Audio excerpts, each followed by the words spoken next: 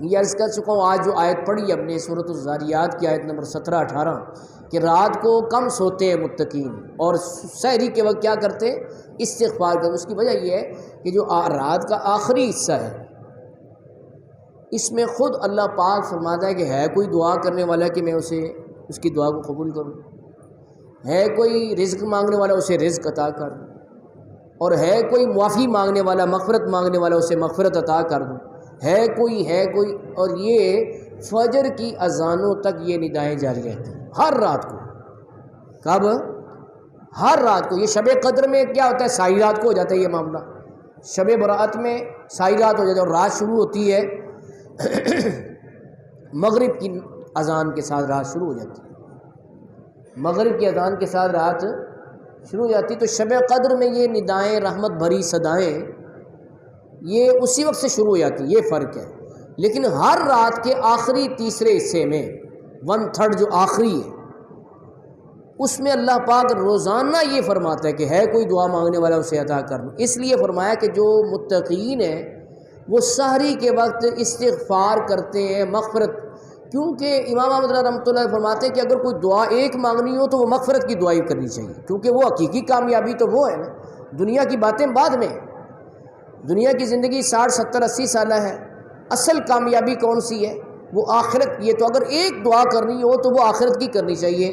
تو وہ متقین سمجھدار ہیں، وہ جو قبولیت دعا کا وقت ہے اس میں وہ کیا کرتے ہیں؟ وبالاسحار هم یستغفرون. وہ سحری کے وقت استغفار کرتے ہیں، اللہ تعالیٰ سے معافیاں مانگتے ہیں، اس کی مغفرت کا سوال کرتے ہیں. اور جو مغفرت جس کو مل گئی وہ آخرت کی زندگی میں کامیاب ہو گیا، وہ فوز و فلاح پا گیا. اچھا، اب رات یہ متقین تو یہ کر رہے ہیں تو ہمیں کیا کرنا چاہیے؟ میں نے آج کا جو موضوع لکھا ہے وہ یہی ہے کہ وقت تھوڑا ہو اور ثواب زیادہ ملے. وہ کس طرح سے ہو سکتا ہے؟ وہ حدیث شریف ہے کہ جس نے عشاء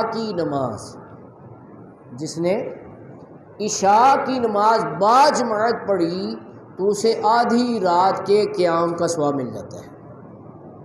اور جس نے فجر کی نماز باجماعت پڑھی اسے پوری رات قیام کا ثواب مل جاتا ہے.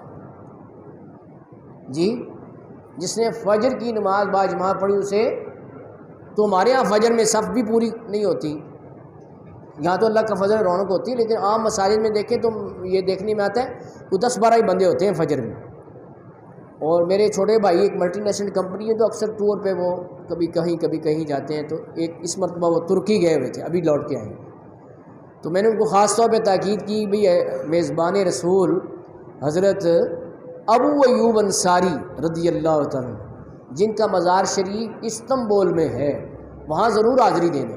تو وہاں انہوں نے حاضری دی اور بتایا کہ وہاں فجر کی نماز میں اتنے لوگ تھے جتنے ہمارے جمعے میں ہوتے ہیں. تو اس کے لیے حیران کن بات تھی نا کہ واہ بھائی وہاں کمال ہے، اتنی دور دور سے لوگ وہاں فجر کی نماز پڑھنے کے لیے آئے ہیں. اور موسم بھی وہاں جو ہے نا وہ بہت تلخ ہو جاتا ہے بعض اوقات جو ہے، لیکن اس کے باوجود جو ہے وہ فجر کی نماز میں اتنی رونق کہ جتنے ہمارے جمعے میں لوگ ہوتے ہیں اتنے لوگ وہاں پہ فجر کی نماز پڑھتے ہیں. تو یہ بہت بڑی بات ہے. تو اللہ تعالیٰ ہمیں بھی توفیق دے کہ ہم فجر کی نماز باجماعت پڑھ کے ساری رات کی عبادت کا ثواب حاصل کریں.